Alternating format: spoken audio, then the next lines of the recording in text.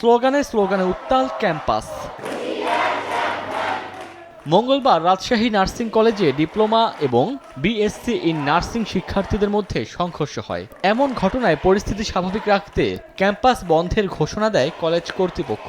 তবে ক্যাম্পাস ছেড়ে যাননি ডিপ্লোমা শিক্ষার্থীরা। তাদের উপর অতর্কিত হামলার অভিযোগ এনে বুধবার দুপুরে প্রতিবাদ কর্মসূচি পালন করেন শিক্ষার্থীরা। আমাদের উপর যে অতর্কিত হামলা চালানো হলো, এটা সম্পূর্ণ পরিকল্পিত ছিল।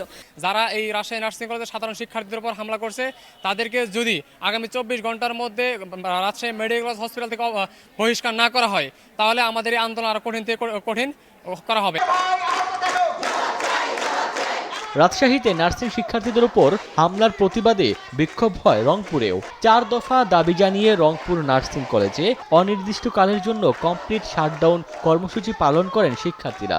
এ সময় হামলাকারীদের দ্রুত শাস্তি নিশ্চিতের পাশাপাশি দাবি দ্রুত বাস্তবায়ন না হলে কঠোর আন্দোলনের হুঁশিয়ারি দেন তারা। আমরা যারা বেসিক বিএসসি স্টুডেন্ট আছি, আমাদেরকে সরাসরি নবম গ্রেডে নিয়োগ দিতে হবে শিক্ষক হিসেবে। হাসপাতালেও আমাদের ভাই বোনদের হামলা করা হয়, এর আগে বরিশালেও আমাদের ভাই বোনদের উপর হামলা করা হয়। আমরা এটা তীব্র প্রতিবাদ জানাচ্ছি।